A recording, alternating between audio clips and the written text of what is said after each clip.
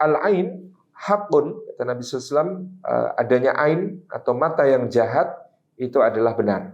Nah, apa yang pernah dialami sahabat Nabi SAW itu ya, Sahal bin Hunayf ya, radhiyallahu anhu, tentang penyakit ain yang beliau ceritakan adalah bahwa dengan pandangan mata seorang yang mengagumi dan memuji itu bisa mengakibatkan yang bersangkutan atas izin Allah kemudian jatuh sakit.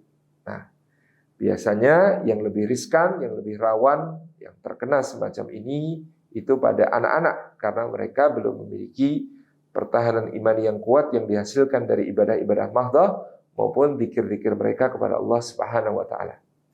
Ada ulama yang menjadikan kata ain ini dimaknai ainil lammah atau mata yang jahat, di mana terdapat satu kedengkian di dalam hatinya yang lalu diiringi dengan doa yang qadarullah, doa itu sedang mustajab di sisi Allah.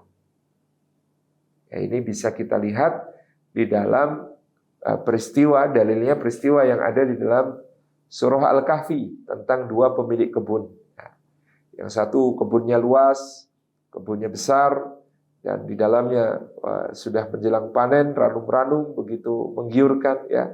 Yang satu memiliki kebun yang lebih sempit, lebih kecil, tanamannya juga kecil-kecil, tidak seperti yang pemilik kebun yang satu lagi.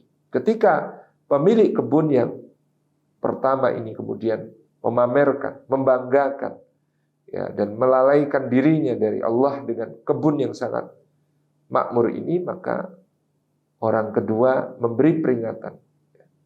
Gampang saja Allah kalau mau menghancurkan ini. Maka apa yang dikatakannya menjadi nyata pada hari berikutnya ketika kebun itu yang dimiliki oleh orang-orang yang lebih kuat, yang lebih kaya, yang lebih luas kebunnya ini, ternyata betul-betul hancur dan tidak bisa dipanen sama sekali.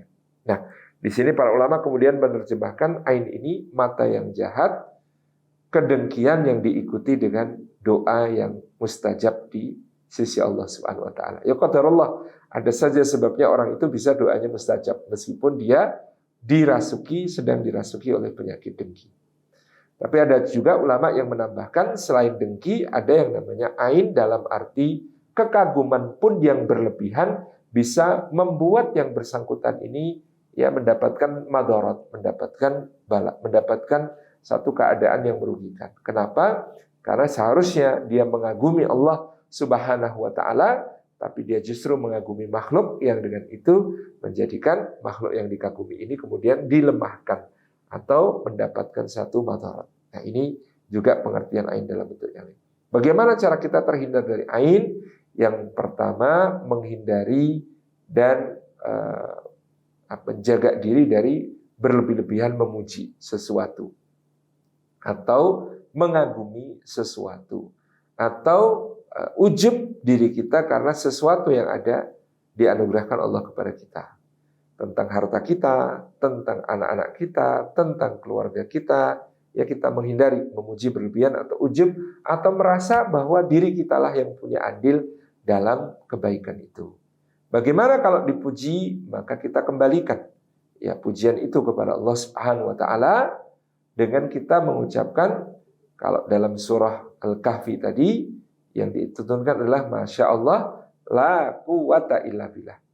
Ini adalah hal yang dikehendaki Allah, tidak ada daya kekuatan untuk meraih kebaikan kecuali dengan pertolongan Allah. Jadi kita menghindarkan diri dari mengujubkan diri kita atau mengagumi diri kita atau mengangkat diri kita sebagai penyebab atau andil dalam hadirnya satu nikmat, melainkan kita kembalikan itu kepada Allah. Misalnya anak kita dipuji, Masya Allah anaknya ganteng, jangan malah bilang, oh siapa dulu dong bapaknya. Nah, kalau kita mengatakan siapa dulu dong bapaknya, maka di situ Allah mencabut perlindungannya.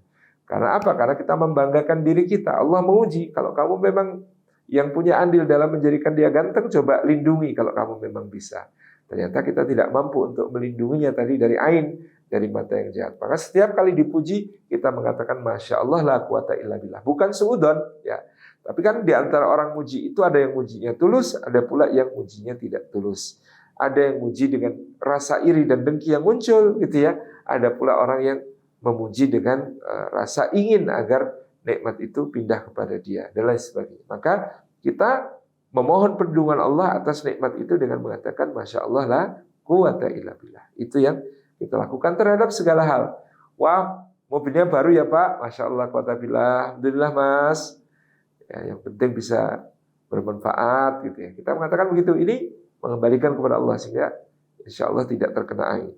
Rumah juga begitu. Woi, dalemipun wiyar, jembar, sekeco, sejuk. Kita kembalikan kepada Allah. Masya Allah, la quwata illa billah. Kalau ringkas juga boleh, Masya Allah, tabarakallah, itu juga diperbolehkan. Tapi yang paling utama kita ucapkan sesuai dengan teks dalam Quran adalah Masya Allah, la quwata illa billah. Itu untuk menjaga kita dari ain. Wallahu a'lam bishawab.